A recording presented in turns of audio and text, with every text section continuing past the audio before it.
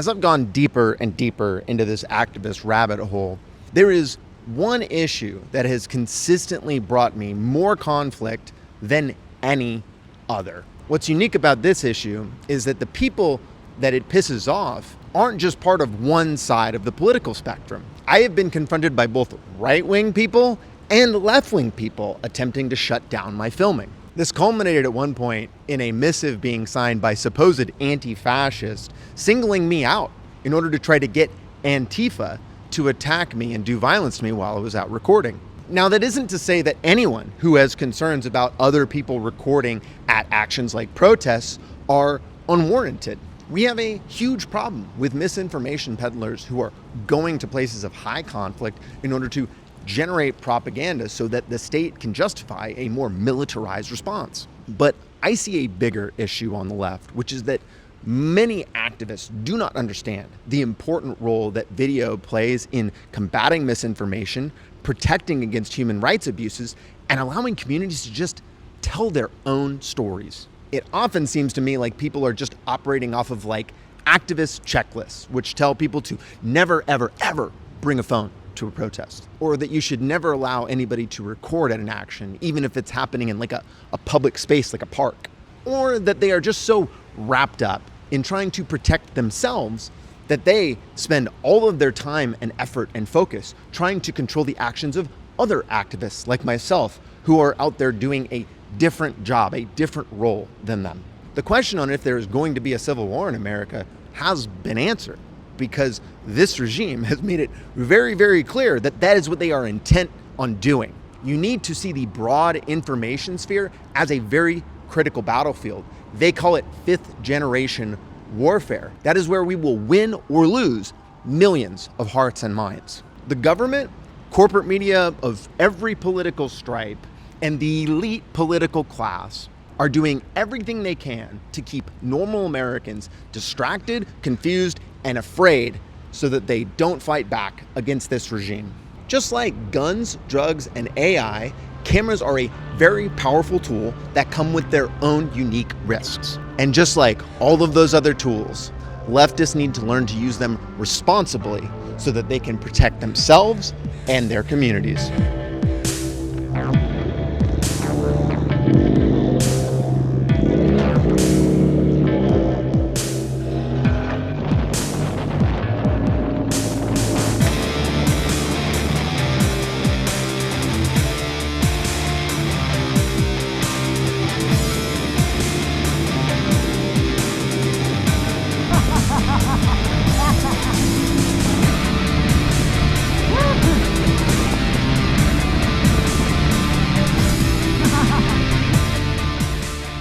First, I want to make sure I acknowledge the concerns that people have around recording video at protests, because they are serious and valid. Don't worry, a big part of this video is going to be deep diving into the risks that you bring onto yourself and others when you start taking cameras to actions like protest rallies and marches. But I have found that many people do not understand the power that video brings to a nonviolent movement. Well, we're rolling.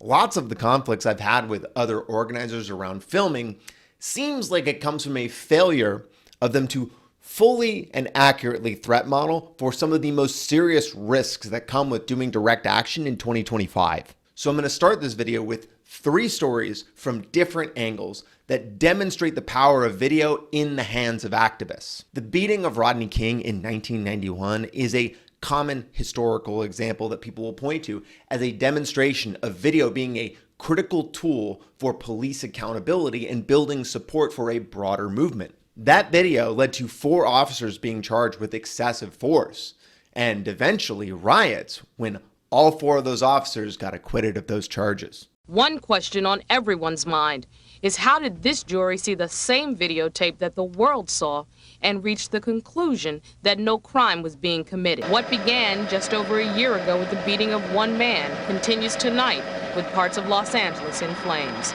Eventually, there was a federal civil rights case which led to 2 cops being sentenced to jail time, and 2 others were found liable for millions of dollars in damages to Rodney King. This event sparked Peter Gabriel, frontman of the English rock band Genesis, to found the organization Witness, which is dedicated to the training of human rights activists to learn to utilize video to expose abuses of power. We now have citizen journalists, you and I, anyone really can, with a snap of a button, film incidents that are newsworthy, including incidents of rights violations or just very important happenings around them, and record that in real time, and also with the power of social media, distribute that as well in real time. So we see that the traditional gatekeepers are completely taken off. And I think that it has really built people power. It's also allowed people to understand that their voices count, their voices matter, and they can use the devices in their hands to shine the spotlight on issues that have before now been relegated to the background. But the world has changed a lot since the beating of Rodney King, which is why I want to share some more contemporary examples of video activism, including a personal story. Of course, longtime Squid Tips enjoyers will know that in 2017, I was ambushed by a detective while sitting at a stoplight. In a fit of road rage, he drew a gun and pointed at my chest for almost a minute. I had just started my YouTube channel a couple of months back and was fortunately recording on my chin-mounted GoPro. Without that video, I wouldn't have been able to go public about this event. I couldn't have filed the complaint that the sheriff ultimately sat on for 225 days before giving that detective a slap on the wrist. I definitely wouldn't have been able to sue the King County Sheriff's Department and make them change their use of force policies or pay me 65 grand for all the fucking trouble they caused me. And I have no way of proving this, but I wholeheartedly believe that the work I did going public with this event is what led to the sheriff losing her job when in 2022, the King County population voted to change that Sheriff's Department position from an elected to appointed. Bye-bye. Bye-bye. This is a massive amount of accountability and reform to come out of a single traffic stop. And if I wouldn't have been proactively and preemptively recording, none of it would have happened. But a reasonable person might say that this is a apples to oranges comparison with recording at something like a protest. This situation was my entry into doing activist work. I wasn't doing activist work at the time. I was just going to my normal 9-to-5 job. That is why I'm going to tell you one more story. The story of June Knightley's murder. Portland, Oregon, February 2022. A group of Corkers, almost entirely women, were standing around waiting for a march to start that they were going to do some traffic management for. For a protest or march direct action, Corkers are a safety role. They use motorcycles, bicycles, scooters, and their bodies to protect a larger group of people from threats. The purpose of the bubble is not only to physically prevent attacks on a protest, but also to provide a buffer zone of de-escalators. So if someone comes in who's angry, who's agitated, even somebody who's armed, we're able to give kind of a heads up for the crowds so they're able to be safe. I went into depth on this in my last video, so I recommend you check that out if this is all totally new to you. June was an older woman who had been a fixture of the Portland activist community and had helped with corking many times before. I thought it was really awesome that we had an older lady out corking with us. I just thought like, oh, like here's like a quirky, like queer lady in Portland who wants to cork with us. You know, she was just out there on a regular basis. You know, she was like, you know, that grandma figure to everyone. You know, she was super friendly, super sweet, super nice. You know, she was like the final boss of people that would stand up to anyone. She was in a group of corkers that night when a man in his 40s approached all of them and immediately began instigating conflict. He came up to us just, you know, with his finger in the air, and the first thing out of his mouth is, "You fucking cunts." And we were like, whoa, like, excuse me? And, you know, just yelling, you know, "You're fucking terrorists, get the fuck out of my neighborhood." Doug turned around to face him. I stepped forward. So I said, you know, "We are leaving." And I was like, "It's okay, you want us to leave. I am literally getting into my vehicle. You can see that we are leaving." And, you know, his response to that was, if I ever see you again, I'm gonna shoot you in the head. Several of the Corkers tried to de-escalate him, but as time went on, it became very clear that he came to this event to instigate violence. He was doing this thing where he would kind of start to walk away and come back, and I was like, maybe he's gonna actually walk away. And then he didn't. And that's around the time that I hit record.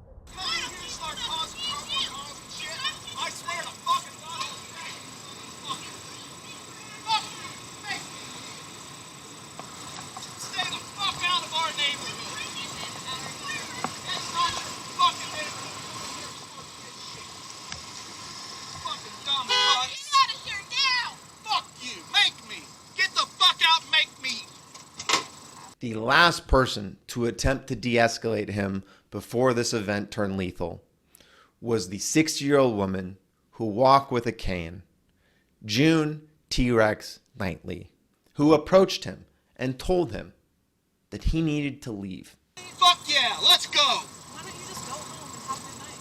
Because you fuckers come in here and start this fucking shit. This is fucking ridiculous. Do something! Do something! Don't come closer to me. Do not. That's assault. Fuck you! Get the fuck out of here! I don't want to fight with you. Just go home. You are out of here! You go! Push me! Do something! I feel like everybody's not as scared as me, and I don't know why, but it was very obvious through the minute and a half that this was unfolding that he was trying to engineer a stand your ground situation. The charge at Allie, the constant do something, make me go, yeah, let's do this. It just felt to me like he was a bomb. Make me go. We need de-escalation to the corner of the park immediately where the cars are parked immediately.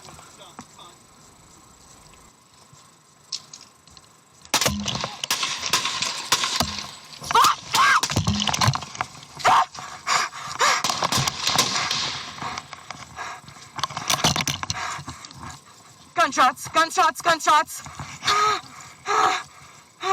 The man drew his handgun and fired it at point-blank range into June's head before turning to fire at the other Corkers. This man shot 6 people in a matter of seconds, and he might have hit more if it wouldn't have been for the quick response of a nearby protester operating in a security function. Yeah, so you can see Deg falling, you can see me falling, and you can see his second shot into me, which I think was probably my neck. We're alone, we're not near the protest, we're not blocking this guy's way, we're not by his house. I didn't expect it to be here. I didn't expect it to be my friends. I didn't expect us to be cornered. And he is standing there, and I raise my weapon, and I'm watching him, through the reticle, and I fire twice. June died right there, and several of the other protesters had serious injuries. So that made what the Portland Police Bureau did next an enraging example of why we cannot trust cops to operate with honesty and integrity. Also, at some point during all of this, someone else came up who has medical training and asked, "Who is this? What's going on with this guy?" And I say, "That's the shooter, and he needs to be treated." He looks at that guy and he says, "Okay." And he goes and he assesses and treats him. And so, even in spite of what this guy did, we gave him the best care that we could.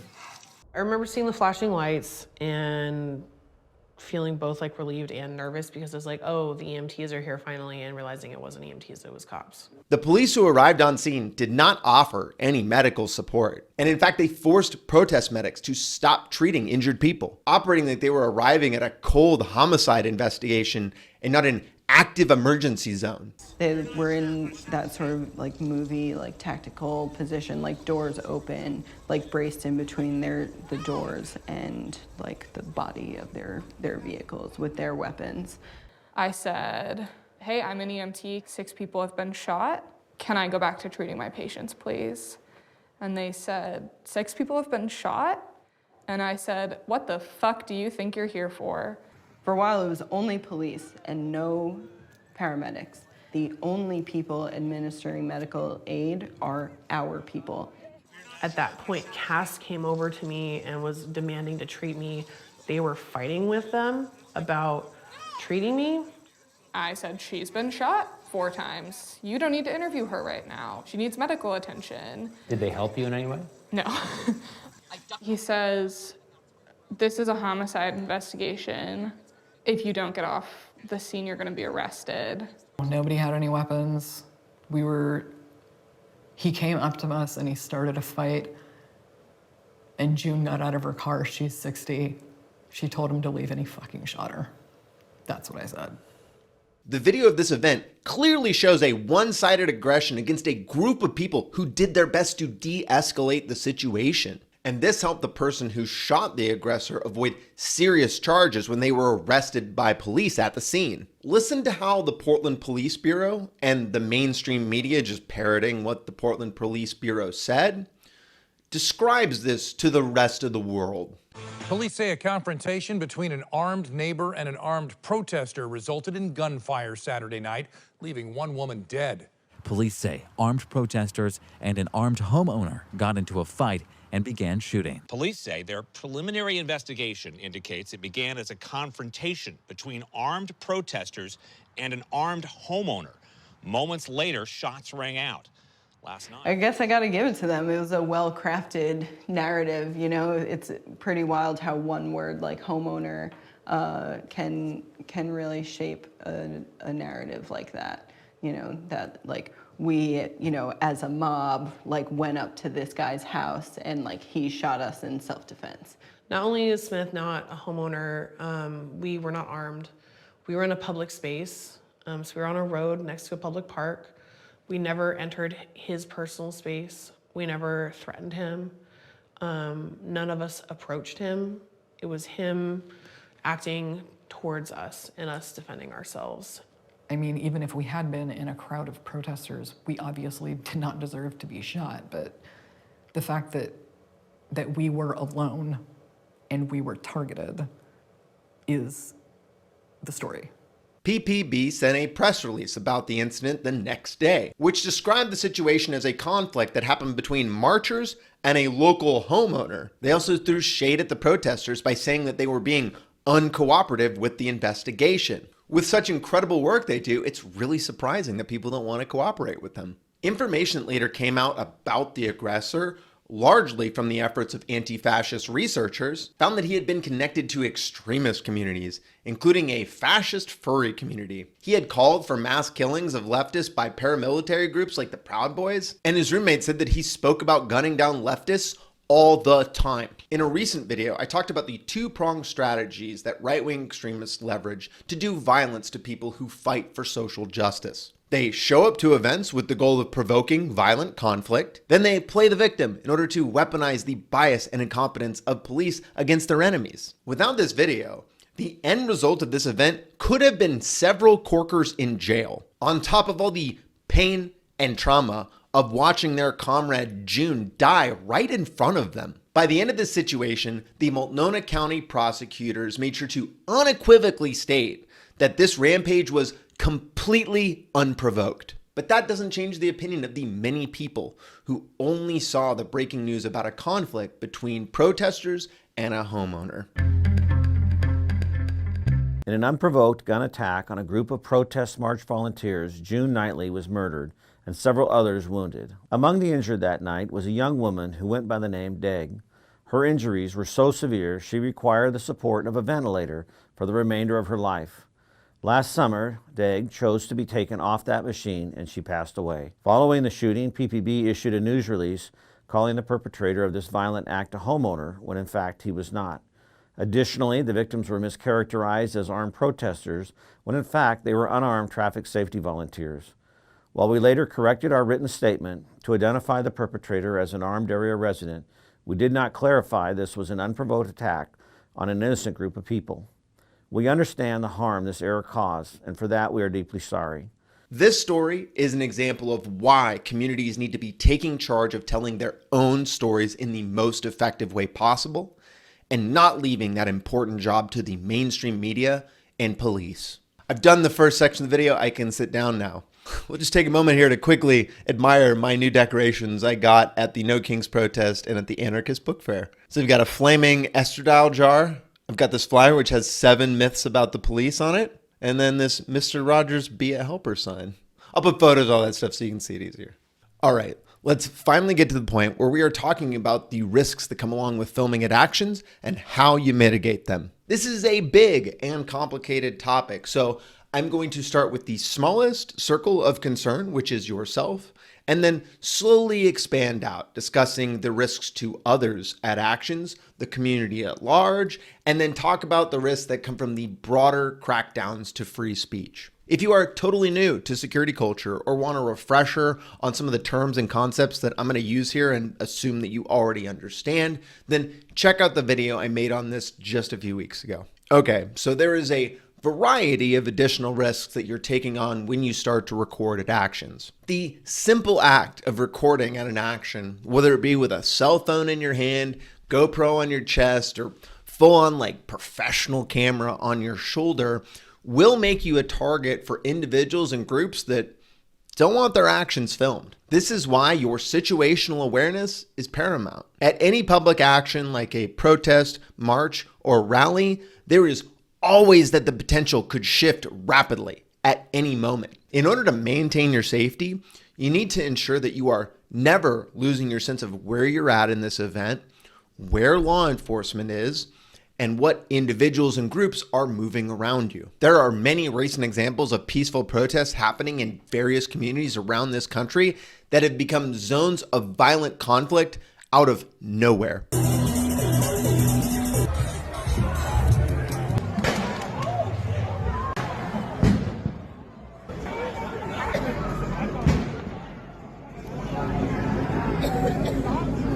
They literally just set off 5 or 6 flashbangs for no reason. Everybody was just partying and being peaceful. The situation of a handful of federal agents have just exited the building. You can see them tear gassing a few protesters right there. They're moving forward. We're standing right over here just to get a good look of what's going on. Definitely using tear gas pretty liberally. We're going to back up a little bit right now. The agent provocateurs that I've talked about in previous videos, the ones who show up to these places of conflict in order to generate propaganda that supports the initiatives of those in power, also look to pick out individuals to their online audience who are hungry to get in on the action. Hi, editing AJ here. In the middle of making this video, a bunch of things happened in Portland that I had been paying attention to because they involved a lot of the provocateurs that have been here and at these events like Kim Higbee and Katie Davis Court and all these other people. And just the perfect example of what I'm talking about happened, and I want to deconstruct it for you because it's really important that you see it, because A, you need to be able to protect yourself from it, but B, you need to be able to capture it, because this is critical. This is happening everywhere, and this is exactly what we need to show the world. So I'm just going to give you a little more context so that you can understand just like how truly damning this video is and evidence this is of their behavior. If you touch me again, it will be a problem for you, motherfucker. I'm living in that 21st century, doing something mean to it. Do it better than anybody you ever seen. So what you're going to see in this video is a guy named Ryan Armature, and we're pretty sure he's related to Katie Davis Court in some way. He spent a lot of time at the Portland ICE facility with her in the last month or so. So all the MAGA people have been bitching about this Antifa camp, which is just like, this has been an occupied protest for a while now, ever since a lot of this ICE shit had been happening. And so there's a aid station, supplies, things like that are just kind of on the sidewalk off to the side. The MAGA chuds showed up and they were hoping to capture violence on video because that's what they want to generate their propaganda.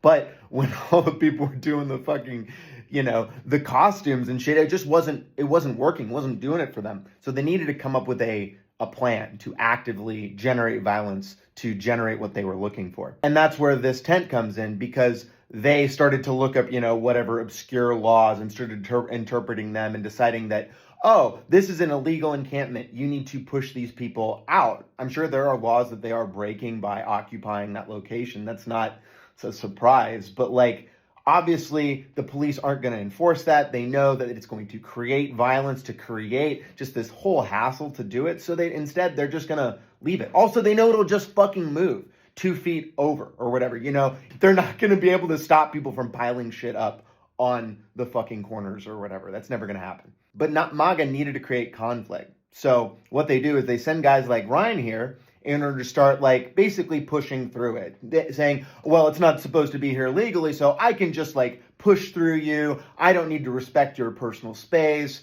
you know, like that type of shit. And then of course that's going to create conflict, which he's going to take to the cops to begin to build this pretext for getting them to get rid of the camp.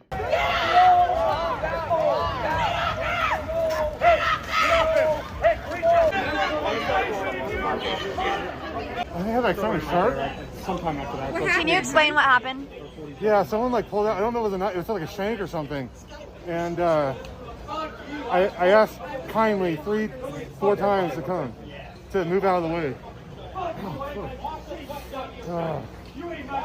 don't know if it was a knife or a shank or something. So there was enough pressure created by all these MAGA influencers that got the Portland Police Department to visually move the camp or force people to move the camp away to give them a W. And of course, Cam Higby's got to get in there to try to get the scoop on what's in an Antifa encampment. Dude, get out of her fucking No, I'm space good. right I'm now. good. I'm just checking out what's going on today. Hey! Do not touch me. If you touch me again, it's gonna be a problem for you. I fucking promise. If you touch me again, it will be a problem for you, motherfucker. Do you have any injuries? Are you injured? No, but he shoved me, touched me. I warned him. Listen, if there's no injuries right now, we don't have the... So he can touch me all he wants? We don't have the personnel to be dealing with this stuff. You can file a report. Okay. Well, if he does it again, I'm gonna drop him like a sack of potatoes. Also, I just want to mention how funny it is to watch Cam be a tough guy after he plays the fucking victim in the video that I have with him that he just reposted like fucking days ago. Because I have a sign that says nobody should be killed with their opinion. Oh, my bad. Sorry, I tripped. Touch my stuff. I tripped. What are you gonna do? Are you gonna mace me? Yeah. Please, Back man. Please, Back mace Cam Higgins got to mace me. Don't live touch on my fucking shit. stream. Back. I tripped. Oh my god. You didn't trip. You grabbed it. While people were moving shit, they went in and started stealing shit, which also created conflict. I'm blower. Yeah, it's a leaf blower. Leaf blower. I'll take that. No, you can't take anything. Sure will. Wanna watch me? Ryan. They're handing out boxes of respirators. Are you pushing a woman? Yep, I am. I sure am. You're such a fucking... I know I am.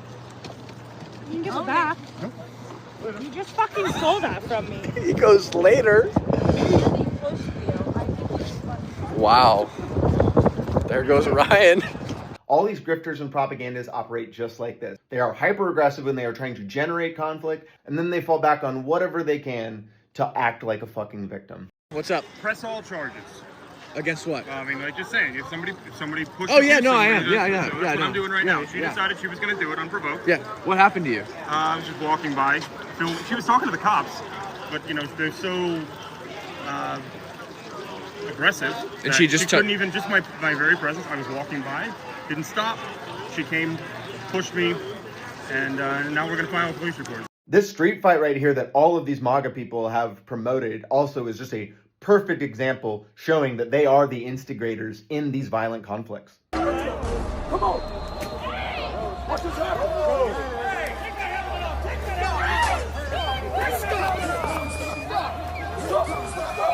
Here you see Cam Higby jumping in to demask somebody, you know, putting his hands on people, grabbing people. The way that he bitches about his fucking hat getting taken, yeah, I mean, he's just doing it. It's such a common thing. There's a fucking Twitter account meme about it. But here you'll see him do the exact same behavior of putting hands on people. And when other people then attack him, again, play the fucking victim.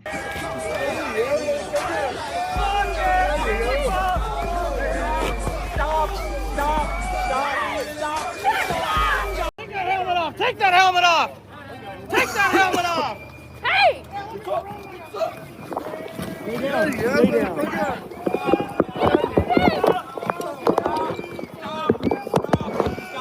Stop!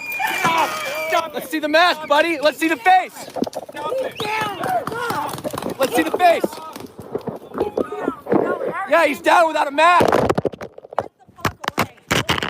Phone's broken again. You good? Yeah. Do you believe him? Who got his face? Who got his face? Who got his fucking face? I ripped it off him. And he broke my phone. I'm fine. Who got his fucking face? Who got his face? I ripped his fucking mask off. Where's his face? Was that you? Was that you? That was you. It is. Don't block him. No. We know you people.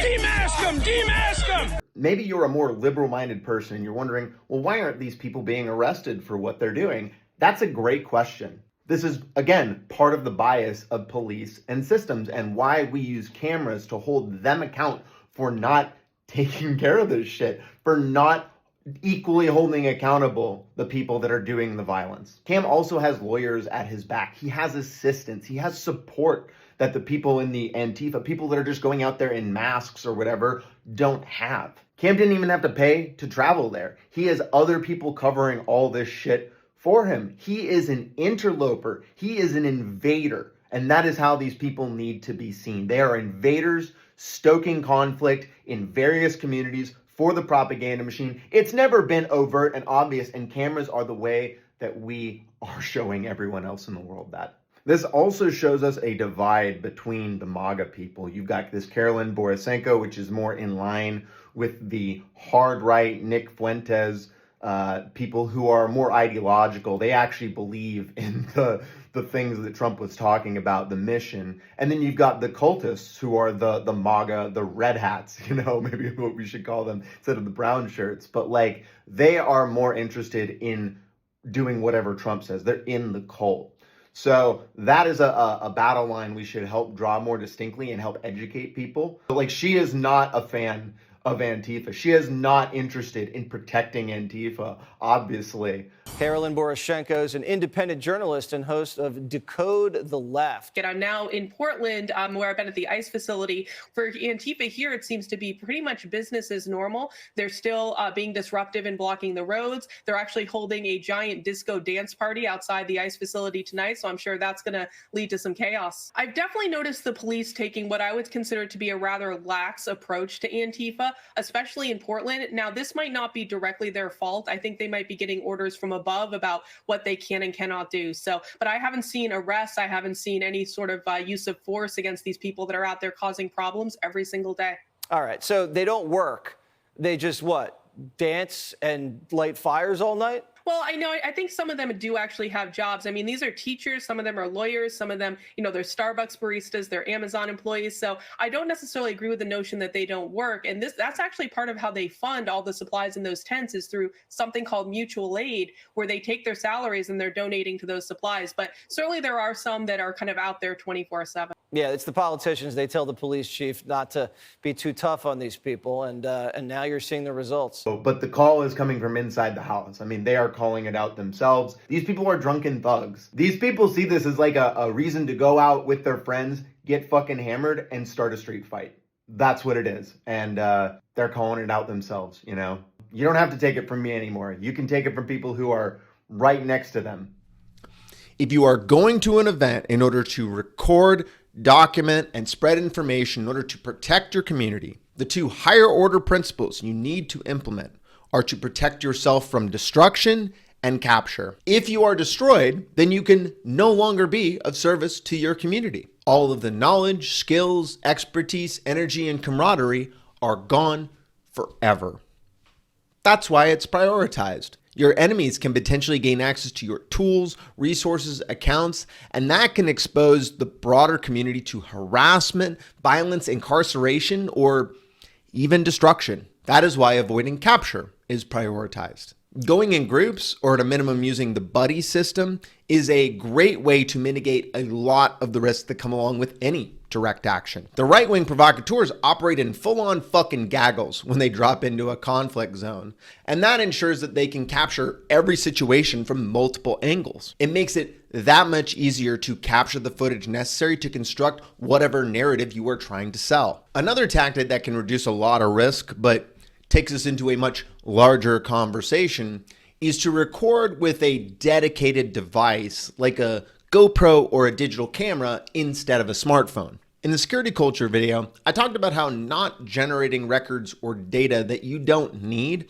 is an effective strategy for increasing your operational security. Phones capture a lot of metadata like date, time, and location, some of which you can disable, a lot of which you can't. On a GoPro, for example, you could change the date so that it doesn't reflect the actual date that's being recorded, making prosecution using that footage that much more difficult. Phones make it far more challenging to move around undetected from the larger surveillance state that exists in almost every community in 2025. The wireless radios in all of our phones have hardware IDs, like the IMSI number, which are tracked by our cell carriers. As your phone bounces from cell tower to cell tower, it exposes at least a general location of where it is to the carrier, which could be subpoenaed by law enforcement. Cops also have access to IMSI catchers, which can man in the middle between your phone and your wireless communications. These devices pretend to be a wireless access point, like a cell tower, and then trick your phone into connecting to them. When your phone invisibly connects to a Stingray device, it provides evidence that your phone was in that geolocation at that moment. And they can even use signal strength to pinpoint where you're at in a crowd, kind of like an AirTag.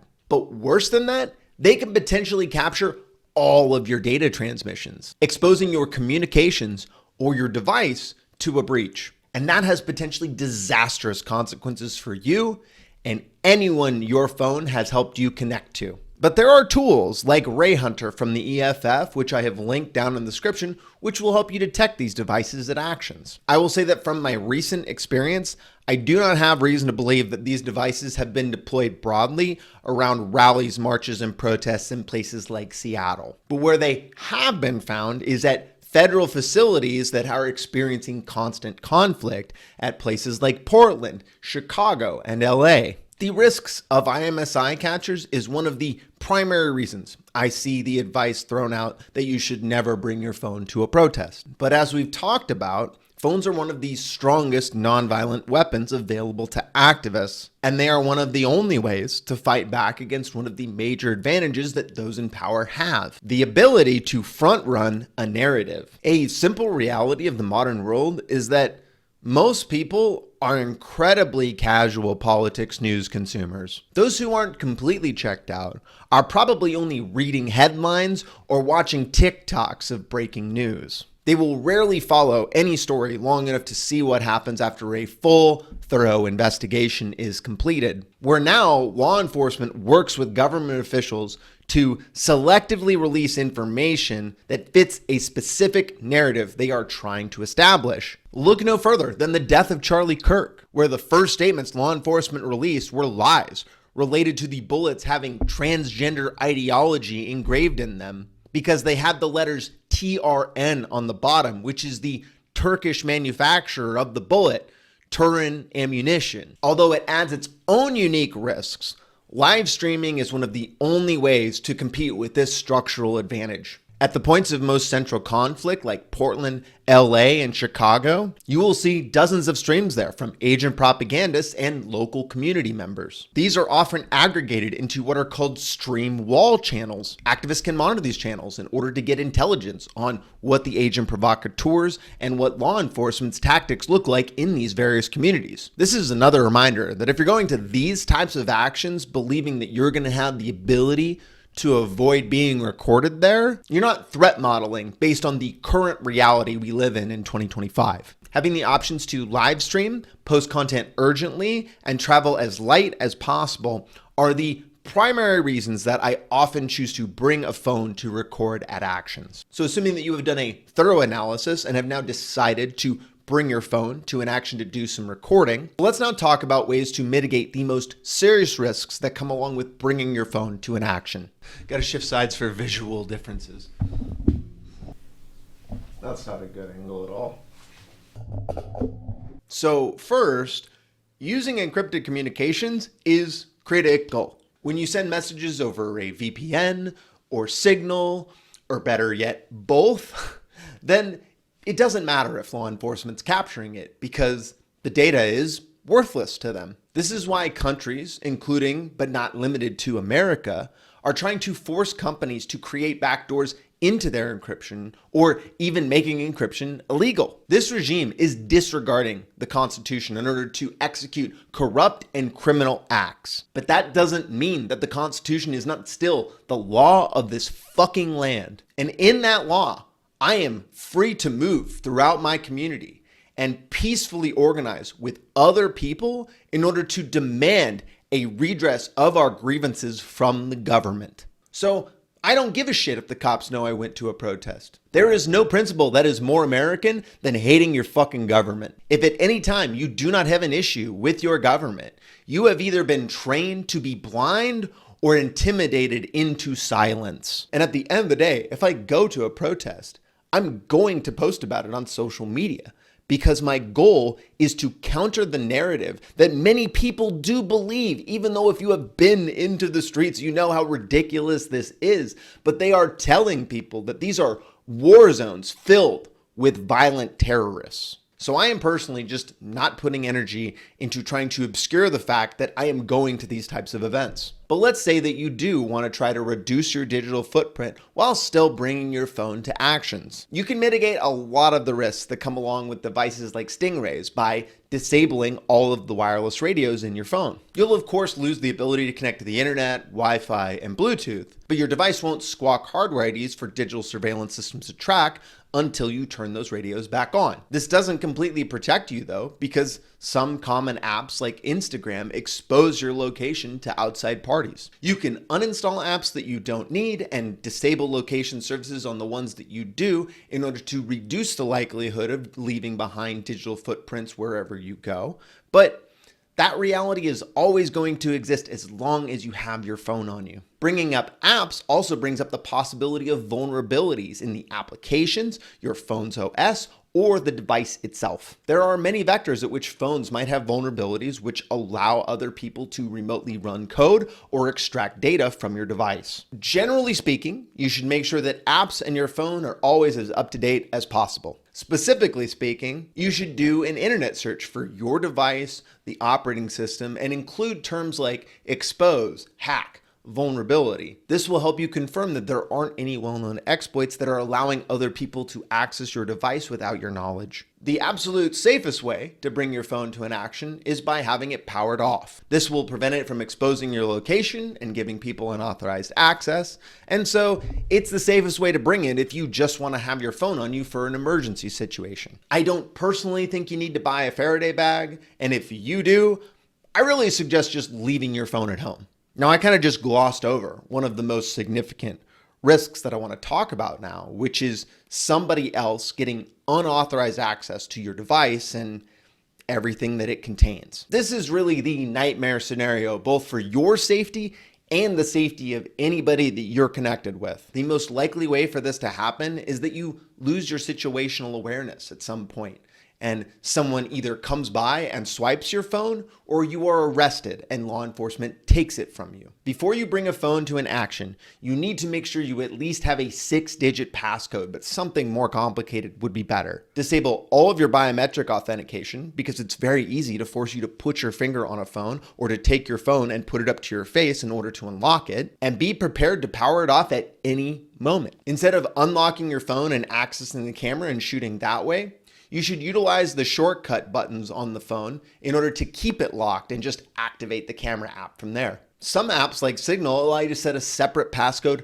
just for them, and you should do that, making sure that it is different than the code that unlocks your phone for an extra layer of security. The last thing I want to mention with phones is that instead of bringing your primary device, you could get yourself a protest phone that you have configured for maximum security. This could just be a second device that you only use for recording and doesn't have any communication on it. Or there are even projects like Graphene OS, which allow you to deploy it onto a Google Pixel, and it has far more robust security features. We're gonna move on now, but I just wanna be clear that this was an incomplete list of some very foundational security precautions that you should take if you bring your phone to a protest. I have dropped a link down in the description for an activist checklist that will help give you ideas for what else you should do to prepare before going to a protest. A bit of speculation from my experience about this NSPM 7 and recent actions by this regime. From the time of Trump hitting office to now, there has been a low but slowly increasing risk of post-action attacks against protesters. Some activists have gotten door knocks by federal agents. ICE has followed up with people who were at actions while being undocumented. And there have been targeted harassment campaigns of people supporting protests by agent provocateurs. The pattern we are seeing is that the ICE Gestapo is being bounced around the largest Democratic-run cities in our country in order to terrorize communities and hit their deportation quotas. So far, it's been Seattle, LA, Portland, DC, Chicago, and now New York and San Francisco. If you live in another Democrat-run city of any reasonable size, I would begin preparing your community for these attacks. ICE has effectively unlimited money, but they don't have unlimited firepower, although they are working on overtime to solve that problem. Their capability to commit resources to any specific location or push on multiple fronts simultaneously will likely increase over time as their staffing ramps up. The people that are getting arrested or followed up with after actions are those who take some sort of aggressive stance towards ICE or law enforcement in the streets. And when I say aggressive, I mean in the ways that you're probably thinking, but also in the softest, most general way possible. Like this guy who was arrested recently after dressing up in a giraffe costume and singing songs about Jeffrey Epstein outside of the Portland Federal ICE facility. If you hate brown people and you are a Nazi, come on, ICE, leave Portland. Yeah, why don't you come out with your super soaker? Huh? Oh, here they come. They're not ready for primetime players. Woo! Demolition. What are you doing? He's talking? Now, it's not that the government couldn't be chasing people down who are going to protest events or who's saying things that they don't like online, but I think at least for the near future, law enforcement is going to be focused on targeting the most aggressive and effective activists that are operating in the streets. It's just a lot simpler to build a case against people like that than it is for people who are just standing around a protest or who are doing online organizing. I think it is pretty clear that the objective of this regime is to generate as much violence in the streets as possible. To understand why, I find it is helpful to look through the lens of seeing the government as putting on a television show for Trump's base. That audience is used to spectacle, drama, violence. They get way more excited for street fights than they do watching activists get frog marched out of their apartments. Because at the end of the day, the goal is to produce a product that is entertaining, enraging, or distracting for that audience. And that is why I've spent so much time emphasizing your safety on the ground at actions. And I mean, even if the feds show up to your house, it doesn't mean they have a good case against you. In fact, it probably means the opposite, which is why they're there in order to try to intimidate you into self-incrimination. Don't tell them shit. You don't know shit. Lawyer, lawyer, lawyer. Giraffe guy was out of ICE custody a few hours later and is now talking about suing ICE. Hey, it's Gary the Guantanamo Gator. I am out of the ICE holding cell and I'm in an undisclosed location so they don't bring me back. I'm on a watch list. Lots of people have been arrested in all these different conflicts and had charges fail to stick because they don't collect enough evidence for a prosecutor to actually file charges or because a jury just refuses to hear the case. Remember DC's hero, Sandwich Guy? But it is an important reality check with the release of this NSPM-7. It is clear that this regime has an unlimited appetite for trying to punish anybody who attempts even the slightest critique of their actions in any form on any platform. But keep in mind that this is a rapidly evolving dynamic that we all need to pay attention to in order to adjust our tactics and maintain safety. Finally, let's cover a very important topic that goes under-discussed. It will have a major impact on the single most important factor that will allow you to safely and effectively do this work over an extended period of time. And that is trust.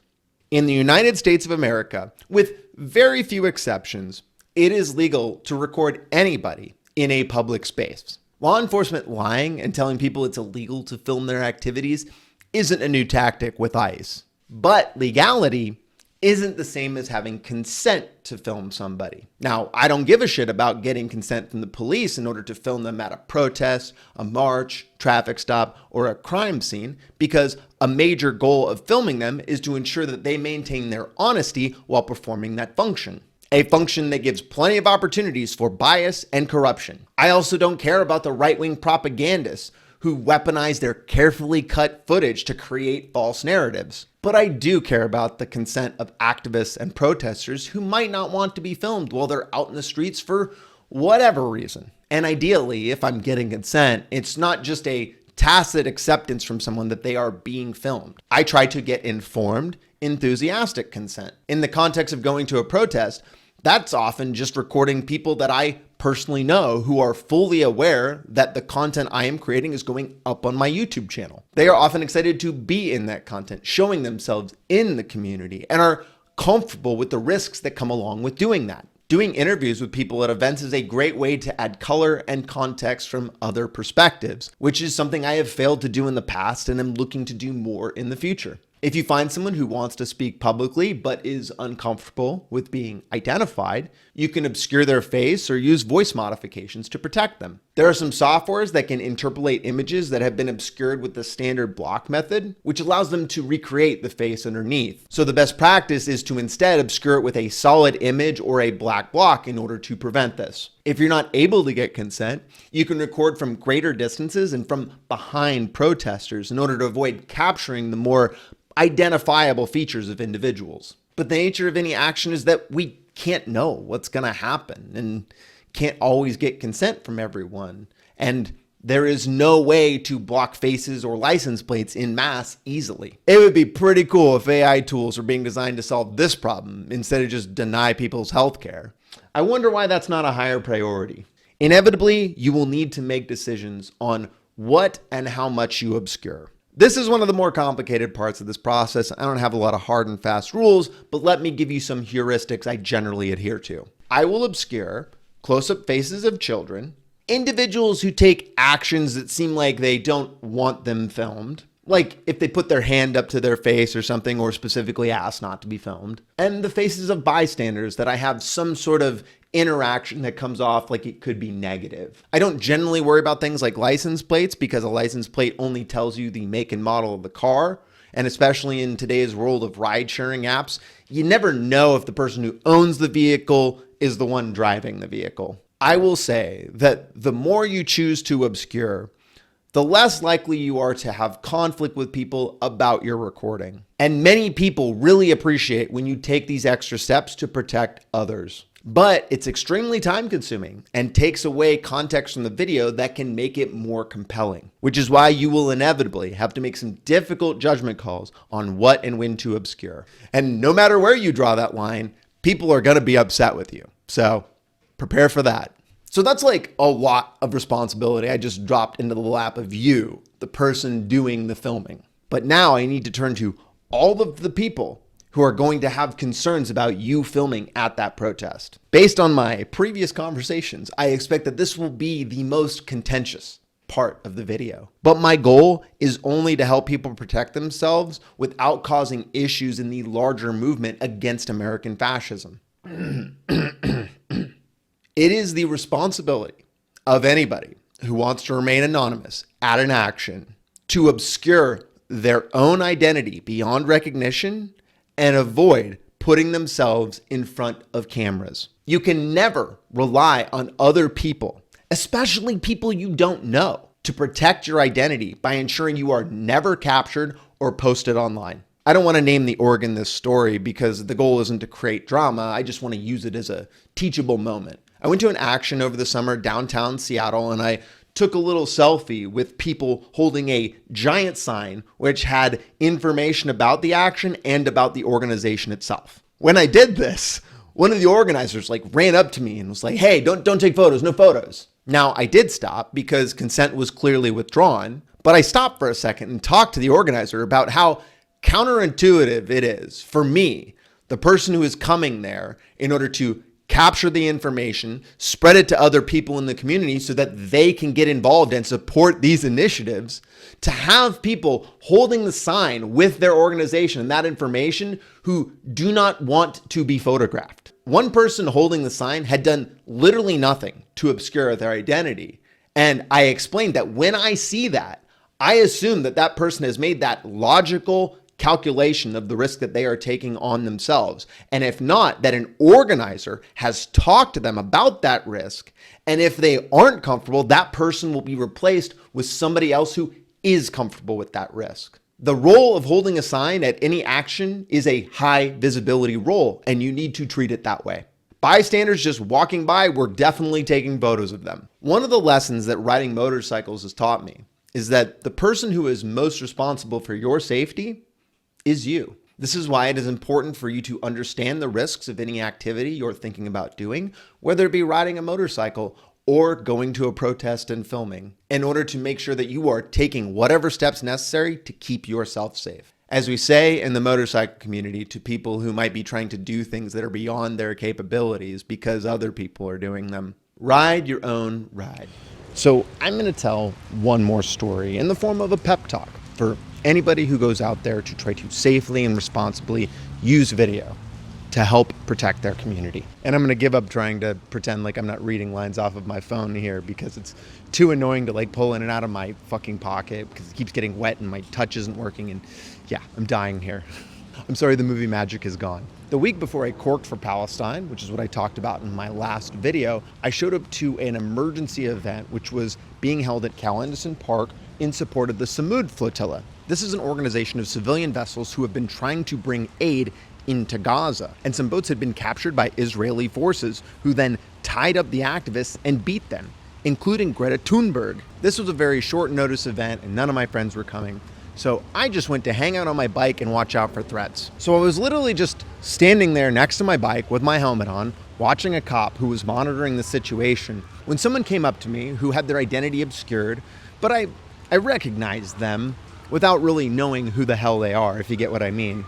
And they told me not to try recording at this event. This was pretty confusing to me because I was literally just standing there with my back to the event. I pointed at my camera on my helmet and had them confirm that I was not recording. I then tried to figure out what their concern was with me recording, which they refused to engage with me on. I asked them if they were an organizer for the event, or if an organizer had asked them to come have a conversation with me, or if they were just doing this kind of their own volition, which they also refused to talk to me about. They just told me if they saw me start to record, they would try to get in front of me. This is an event where I had seen flyers going around across social media and was happening in a public park. So I was pretty sure that there was even going to be local news coverage of what was happening. But in the interest of getting informed, enthusiastic consent, I decided that I would ask the organizers that I saw setting up the microphone and speakers, hey, is it cool if I record? When I did that, one of the people looked at me with a very irritated face and said, well, it's a public space. We can't stop you. So I stopped and clarified and said, hey, I'm looking to know if you want me to publish information about your event, if you want me to spread this message. Is that something that you want? And they responded, I think we have enough cameras. And so with that response, I decided I would just pack up and head out. Because here's the thing. Ever since starting to make content about things like protecting the drag queen story hour and going to protest events, I have had tons of people ask me and my friends to come help do security for their events. Like way more people than I could ever help, even unemployed. My eyes are on the prize of stopping American fascism, which is killing people in and outside this country right now. From missiles being rained down onto random fishing vessels in the Caribbean, to decimating programs in this country that help take care of people's basic needs like food, housing, and medical care. The right's rise in power is largely connected to their ability to organize around very specific issues while putting all of the things they don't agree with on the back burner. I am far more public than most people, so I'm not exactly difficult to vet. I'm not interested in wasting any of my time trying to build solidarity with individuals and groups who don't want it, because there are lots of other people that do. I think that defeating American fascism is going to require building a really, really big tent, a lot bigger than what it seems like many people on the left are willing to do right now. If we can learn to focus on specific issues, respect a diversity of tactics that bring us closer to solutions, and find complementary functions to operate in at actions, we will rapidly accelerate the process of building a movement that can defeat this regime. If you found this analysis helpful and you want to help contribute to my independent work, I invite you to subscribe to me on Patreon or YouTube, or drop some money to me on Venmo or PayPal or whatever. Thank you to everybody who has donated, because it has helped. I just bought like 3,000 more stickers after I unloaded most of them at the last No Kings, and that's what that money is going to, in addition to enabling me to survive without a normal job. If you don't have funds to throw around, I totally understand. It's a wild time right now. You can like the video and share it with other people in your social groups that you think need to know this information. So until next time, ride fast and take chances.